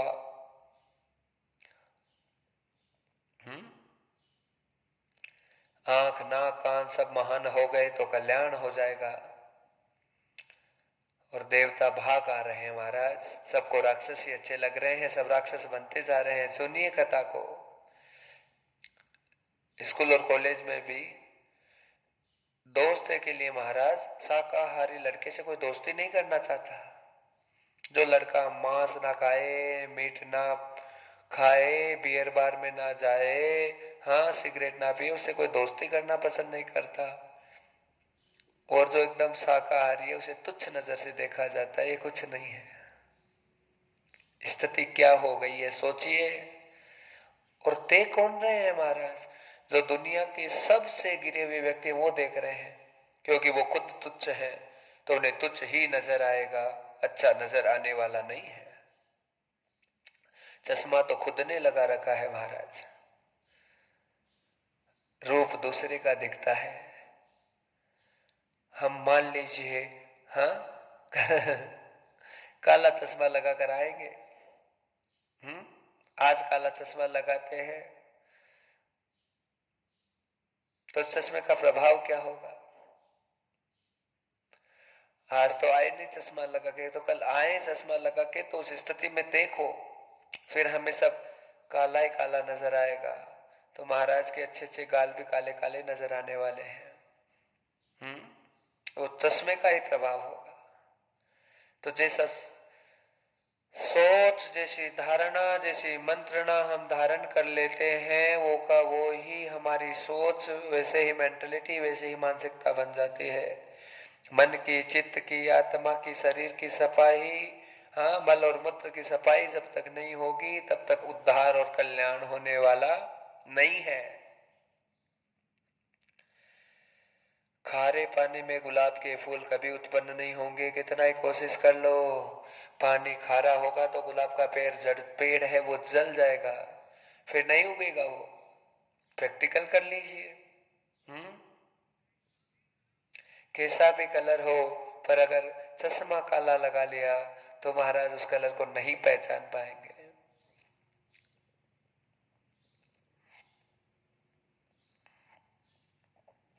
जो अंडा खाए, मांस खाए, सिगरेट पिए, आवारा घूमे, उसके तो 1000 दोस्त मान लीजिए आप। जेंट्स देख लो, लेडीज देख लो, कोई कमी नहीं है। हाँ कौन कौन से फ्रेंड हो गए महाराज, गर्लफ्रेंड बॉयफ्रेंड देख लो। स्थितियां ऐसी हो जाती है। उल्टा सीधा काम करने वाले को बहुत मिलने वालों की कमी नहीं है। सादा सा छोरा रहेगा, नीम का दातन करने वाला, हाँ, और ऐसे कॉलेज में घूमता है जैसे उसका दुनिया में कोई नहीं है। उसे कोई मित्र बनाना पसंद नहीं करता। ये आज हमारे समाज की स्थिति है। और ध्यान से सुन लीजिए, यदि महाराज नीम का दातुन करने वाला मित्र यदि तुम्हारा मित्र बनता है तो वो निश्चित रूप से तुम्हारा निहाल करेगा, तुम्हारा कल्याण करेगा, क्योंकि उसके वायरस मर चुके हैं मुंह के। और जो अंडे की भुर्जी खा के गया है सुबह सुबह, वो तुम्हारा साथ कहाँ से देगा। उसे अपने जीवन के बारे में कोई किसी ने सलाह नहीं दी है कि उसके जीवन में उसका क्या होगा अंडे की भुजिया खा के। हाँ, तो ऐसा दोस्त मत बनाओ। मित्रता तो मेरे गोविंद ने भी बनाई। सुदामा और उद्धव जैसे दो मित्र प्रभु को प्राप्त हुए, जीवन की धन्यता को सिद्ध कर दिया परमात्मा ने। महाराज, सरकार कहती है कुपोषित बच्चों को अंडा खिलाओ, लेकिन ये व्यासपीठ ये कहना चाहती है कि महाराज कि सबसे कुपोषित है वो तो मुर्गी होती है, पहले मुर्गी को खिलाओ कुछ। गलत है ये धारणा। लाल रंग की जो मुर्गी होती है, डाटे वाला जो मुर्गा होता है, वो महाराज इतने अंडे कहां से देगा। हाँ, वो तो एक आधे मुर्गे होते हैं गाँव में, जो मरे मराए से मुर्गे होते हैं एकदम, जो सफेद सफेद से ट्रकों में भर के जाते हैं। जब अंडा देने वाला मुर्गा मुर्गी ऐसी हालत में पड़े हैं तो फिर हमारे बच्चे कहां से पहलवान हो गए उन सब चीजों में, बताइए। यदि दौड़ते हुए गाय का बच्चा और माफ करना, गाय यदि गर्भवती उसने बच्चा दिया है और उसमें से कोई अंडा मिल गया, महाराज पहले से जब स्थिति बुरी है उसकी, मुर्गे की यदि वो कोई अंडा देगा और उससे हमारे राष्ट्र का निर्माण होने वाला नहीं है। यदि कोई हिरण अंडा देता, गाय अंडा देती और वो खाते तो समझ में आता, लेकिन ये अंडा खाते हैं, ये कभी समझ में आने वाला नहीं है। ये कौन सा विज्ञान चल रहा है, क्या सोचकर दुनिया बताती है, ये तो महाराज बताने वाले जाने हैं।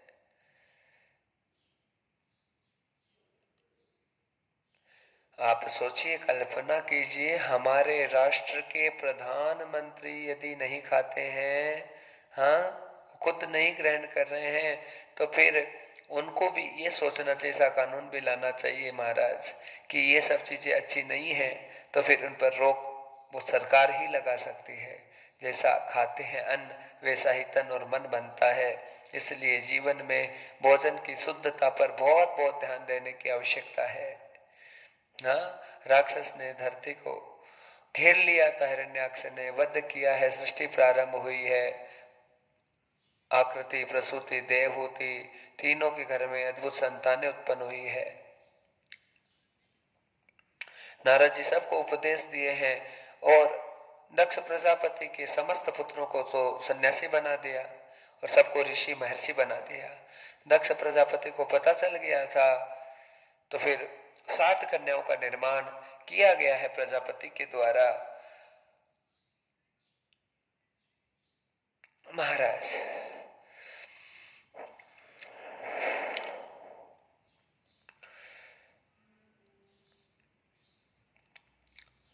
साठ कन्याओं में से जो दक्ष प्रजापति की 27 कन्याएं हैं वो साक्षात नक्षत्र के रूप में बनी है।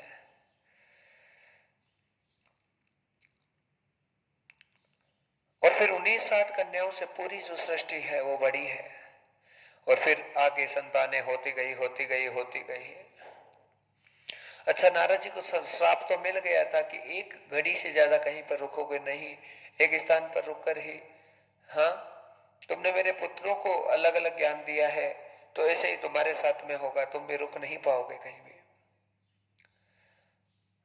अब नारद जी चलते फिरते घूमते हुए कथा करते हैं। नारद जी एक स्थान पर बैठकर कथा नहीं करते हैं श्राप के कारण से। चलते फिरते कथा करते रहना ही चाहिए। संत को, साधु को, सन्यासी को एक जगह इतना स्थान नहीं रुकना चाहिए। ये फिरता हुआ व्याख्यान है, फिरती हुई कथा है, वही अच्छी लगती है महाराज। 7 दिनों में बीज अंकुरित हो जाता है, चाहे सरसों डाल दो चाहे गेहूं डाल दो। 7 दिनों में अंकुरित हो जाता है। और जब बीज अंकुरित हो जाए और जड़ें उसकी निकलने लगे, तभी साधु को स्थान त्याग देना चाहिए। फिर दूसरे गांव में जाना चाहिए, फिर तीसरे गांव में जाना चाहिए, फिर चौथे गांव में जाना चाहिए। धर्म यही है, कर्तव्य यही है। लेकिन जैसी परमात्मा की आज्ञा हो उसके मुताबिक बस उनके सानिध्य में रहकर भगवत प्रचार करते रहना चाहिए। बहता हुआ पानी अच्छा लगता है और फिरता हुआ जोगी अच्छा लगता है, तभी पवित्र रह सकते हैं। उसमें उनमें अपवित्रता नहीं आ सकती। पानी जम गया, जोगी जम गया, तो अपवित्रता निश्चित रूप से आ जाएगी महाराज। निकट परिचय होने पर साधु को यात्रा प्रारंभ कर देनी चाहिए। ज्यादा परिचय किसी से हो गया तो बस निकल जाना चाहिए। अपरिचित लोगों के साथ में महाराज और परिचय करते हुए आगे बढ़ते रहना चाहिए, उससे साधु फ्रेश बना रहता है। और ज्यादा परिचित लोगों में साधु निवास करेगा तो महाराज फिर प्रॉब्लम पैदा हो जाती है, समस्या पैदा हो जाती है। कथा कहती है साधु में अवगुण पैदा हो ना हो, जो साथ में रहने वाले जो लोग हैं वो दोषी बना देते हैं, महात्मा को दुर्जन बना देते हैं, दोषी बना देते हैं। इसलिए परफेक्ट कहावत है महाराज कि लंबे समय के अभ्यास के बाद में सब चीजें प्रकट हुई है। बहता हुआ पानी भयंकर अच्छे से अच्छा पवित्र माना गया है। बहुत पवित्रता उस बहते पानी में आ जाती है। ऐसे साधु है, वो चलता फिरता है, अच्छा लगता है। देवताओं के साथ में दक्ष प्रजापति की कन्याओं का विवाह साठों का हुआ, जैसा कि अभी बताया था। और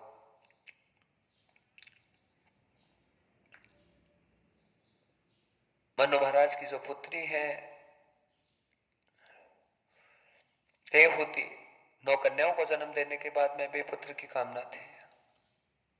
जिनके कन्याएं हैं पुत्र नहीं, उनके लिए कथा है महाराज। महर्षि कर्दम को केवल 9 पुत्रियां थी, पर वो संतुष्ट थे। पर माता देवहूति संतुष्ट नहीं हो पाई, उन्हें पुत्र चाहिए था। तो पति को कहा, आग्रह किया कि एक पुत्र का दान कीजिए। तो कर्दम मुनि थे, वो तपस्या में चले गए और सोचने लगे कि अब पुत्रियां बड़ी हो गई है, अब क्या गृहस्थ करना है। साधना में चले गए, तप में चले गए, पर देवहूति के मन में कामना थी। वापस आए तो कहा कि मुझे पुत्र चाहिए, पुत्र चाहिए। तो कर्दम ऋषि ने कहा कि देवी, पुत्र ऐसा उत्पन्न नहीं होगा। यदि पुत्र भाग्य में होता तो पुत्र अभी ही हो जाता, पहले ही हो जाता। पहला पुत्र ही हमारे पुत्री हो जाता, 8 कन्याएं हो जाते, एक पुत्र हो जाता, पर ऐसा हुआ नहीं। इसलिए भगवान क्या कह रहे हैं, भागवत क्या कह रही है, सर्वधर्म परित्यज्य है। सारी दुनिया के आडंबर को, पाखंड को, दवाई गोली सबको छोड़ के भगवान की शरणागति को ग्रहण कर लो, भगवान को समर्पित कर लो, प्रभु का ध्यान करने लग जाओ। पति पत्नी थोड़े समय के बाद में साधना तपस्या पूरी हो जाएगी, तो जो आप मांग करेंगे, डिमांड करेंगे, वो का वही फल आएगा। पहले भगवान को सकारात्मक करो अपनी तरफ, और जब भगवान हमारी इच्छाओं के प्रति पॉजिटिव और सकारात्मक हो जाते हैं तो क्या होगा। जहाँ पर कृपा राम की होई, ता पर कृपा करे सब कोई। सब पर सबकी कृपा अपने आप होने लग जाती है। जब परमात्मा हमारी तरफ आकर्षित हो जाते हैं महाराज, तो उसके लिए क्या करना पड़ेगा। पति पत्नी दोनों को बस ध्यान में, साधना में चले जाना चाहिए। कर्दम मुनि विमान में ले जा करके, बैठा करके ले गए अंतरिक्ष की तरफ। 100 वर्ष ध्यान किया पति पत्नी दोनों ने, और 100 वर्षों के बाद में जब लौटे हैं धरती पे, तो मेरे नारायण प्रकट हुए हैं। प्रसन्नता व्याप्त हो रही है। प्रसन्न होकर आज मेरे गोविंद हैं, आज पुत्र बनकर आए हैं कपिल भगवान के रूप में। और माता देवहूति के पुत्र तृष्णा को शांत किया है, और माँ को ये पुत्र की प्राप्ति हुई साक्षात भगवान के रूप में, कपिल मुनि के रूप में भगवान का अवतार हुआ है। दुनिया को सांख्य शास्त्र दिया कपिल भगवान ने,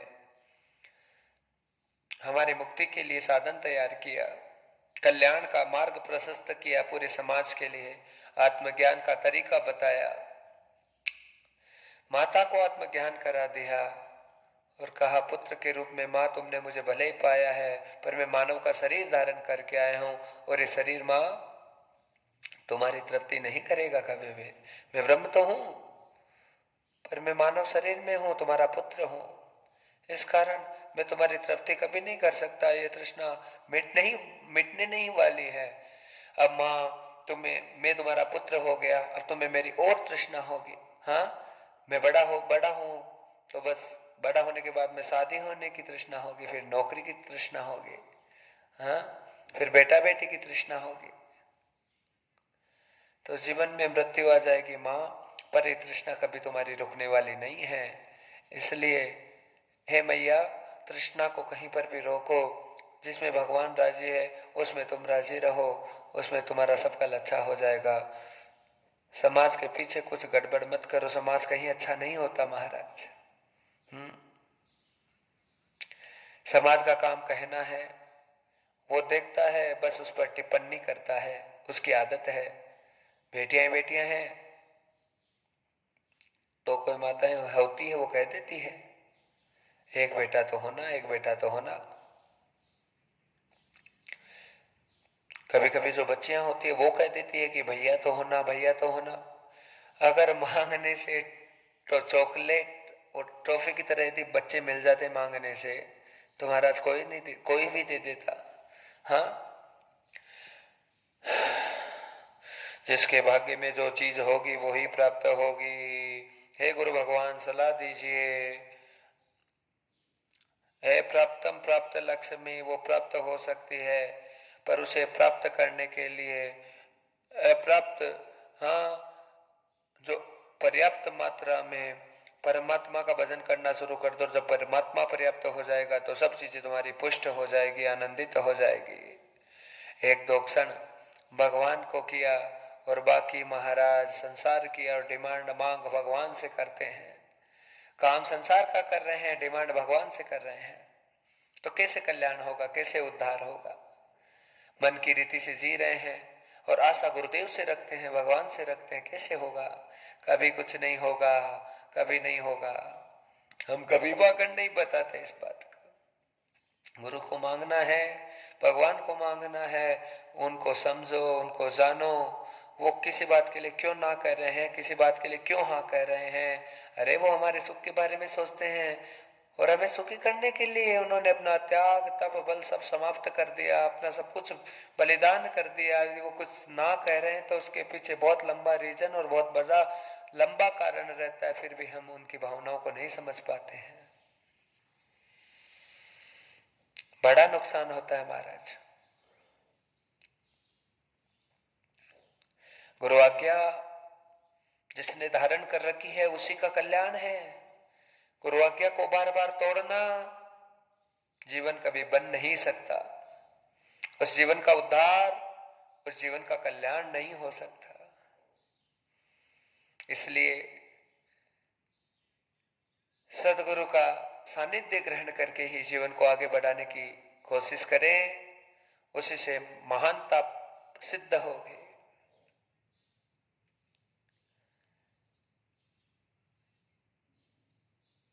कपिल भगवान ने अद्भुत ज्ञान दिया है माता देवहूति को, और यही समझाया कि मां तृष्णा को खत्म करो। मन न मरी न माया मरी, मर मर गया शरीर, आशा तृष्णा रह गई, कह गए दास कबीर। कल्याण का मार्ग छोड़ने से होगा, तृष्णाओं का त्याग करने से होगा। गाइए ना मेरे साथ। राम नाम का सुमिरन कर ले,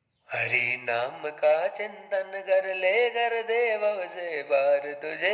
कह दिया कितनी बार तुझे भाई, कह दिया कितनी बार तुझे, कह दिया कितनी बार तुझे भाई, कह दिया कितनी बार तुझे। काहे भटके रे मन काहे भटके, काहे भटके रे मन काहे भटके। ले ले रे ले ले मन, ले ले रे ले ले मन, ले ले राम को नाम, इत उत काहे कोई भटके। ले ले रे ले ले मन, ले ले रे ले ले मन, ले ले राम को नाम, इत उत काहे भटके। काहे भटके मन काहे भटके, काहे भटके रे मन काहे भटके। ले ले रे ले ले मन, ले ले रे ले ले मन, ले ले हरि को नाम, इत उत काहे भटके। कह दिया कितनी बार तुझे भाई, कह दिया कितनी बार तुझे, कह दिया कितनी बार तुझे भाई, कह दिया कितनी बार तुझे, कह दिया कितनी बार तुझे, कह दिया कितनी बार तुझे।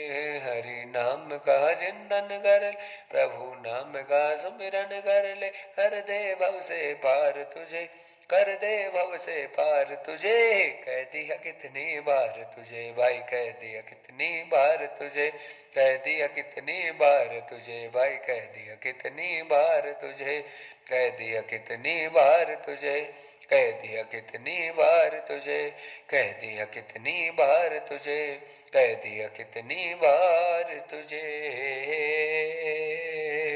बोलिए सद्गुरुदेव भगवान की जय।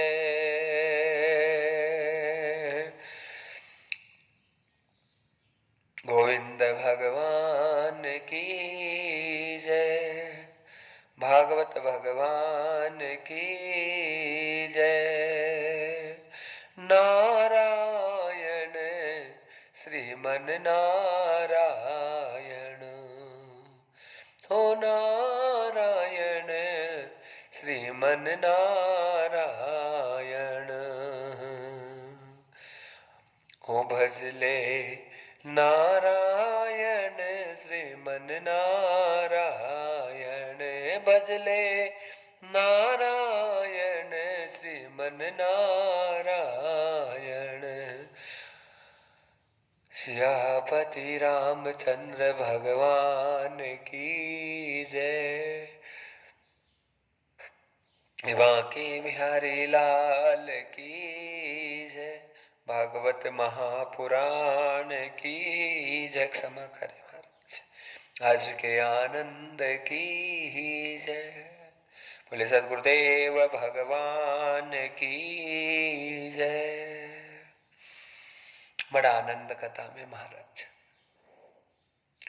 थोड़ा सा कीर्तन जैसे भी जिस प्रकार से भाव से हो जाता है, आनंदित हो जाते हैं। देवती माता की 9 कन्याओं की कथा विस्तार से श्रवण कराई है। प्रथमम शैलपुत्री च, द्वितीयम ब्रह्मचारिणी, तृतीयम चंद्र घंटेति, कुष्मांडेति, चतुर्थकम पंचम स्कंद मातृति, षष्टम कात्यायनीति च, सप्तम कालरात्रिति, महागौरीति, अष्टमम नवम सिद्धिदात्रिति, नव दुर्गा प्रकृतिता, उक्तानि तानि नामानि ब्रह्मणः महात्मनः। ब्रह्म ऋषियों के साथ में सब कन्याओं का विवाह हुआ है, और सबसे छोटी कन्या अनुसुईया महाराज, जिसका विवाह महर्षि अत्रि के साथ में हुआ। जीवन की महानता बहुत सिद्ध परिपुष्टित हो जाती है महाराज। अत्रि मुनि ऐसे ऋषि हैं, ऐसे महात्मा हैं, जिनके पास रहने के लिए केवल एक उदंबर गुल्लर का पेड़ है। पूरी जिंदगी, पूरा जीवन उन्होंने एक पेड़ के नीचे गुजारा, एक वृक्ष के नीचे संपूर्ण जीवन को निकाला उन्होंने। अनुसुईया माता से विवाह करने के बाद में अत्रि मुनि उन्हें पेड़ के नीचे लेकर आए हैं। कल्पना कर लीजिए, कथा को समझने की कोशिश करें। आज थोड़ा सा भी साधन कम हो जाता है तो माता बहनों को बड़ी परेशानी हो जाती है, लेकिन वो कैसी तपस्विनी होगी अनुसुईया, कितनी पुण्यात्मा होगी महाराज। अपनी दिव्यात्माएं और महान संतानें हम चाहते हैं कि हमारे घर में दिव्यात्मा प्रकट हो और महान महान संतानें उत्पन्न हो, तो ये कथा समझने की आवश्यकता है। अत्रि मुनि के पास में रहने के लिए झोपड़ी भी नहीं है, महल और घर तो बहुत बड़ी बात है महाराज, कुछ भी नहीं है उनके पास में, फिर शादी क्यों कर दी उनकी। बेटी का कन्यादान करते हैं हम, क्षमा करें, तो हम जब अपनी बेटियों को, बच्ची को का विवाह करते हैं तो हम तो बहुत सुख सुविधाएं देखते हैं, पर कुछ नहीं देखा। ससुराल आ गया महाराज, पेट के नीचे बैठा दे, यहीं रहना है। अनुसुईया को कोई गम नहीं है इस बात का, कोई तकलीफ नहीं है, कोई परेशानी नहीं हो रही, खुश है, प्रसन्न है। अनुसुईया अपने पति के, अपने स्वामी के लक्षणों को जानती है। अनुसुईया छोटी थी, शुरू अवस्था में कहती थी कि मुझे कोई तपस्वी पति मिले, कोई भजन करने वाला मिले, भजनानंद मिले। तीनों गुणों को, रजोगुण, तमोगुण और सतोगुण, तीनों को जीतने वाले अत्री है, तीनों गुणों को जीतने के कारण से अत्री उनका नाम पड़ा। हाँ, अत्रिय गुणातीतम, गुणाती अत्री हो गए महाराज। और बहुत बड़ा भाग्य होगा कि किसी को ऐसा पति मिल जाए, बहुत बहुत बहुत बड़ा ब्रह्म ऋषि मिल जाए किसी को, दुर्लभ है। कोई बहुत बड़ा भाग्य किसी का हो, हजारों जन्म जिसने ब्रह्म पूजा की है, परमात्मा की पूजा की, उसे ऐसा पति मिल सकता। बहुत प्रसन्न है अनुसुईया।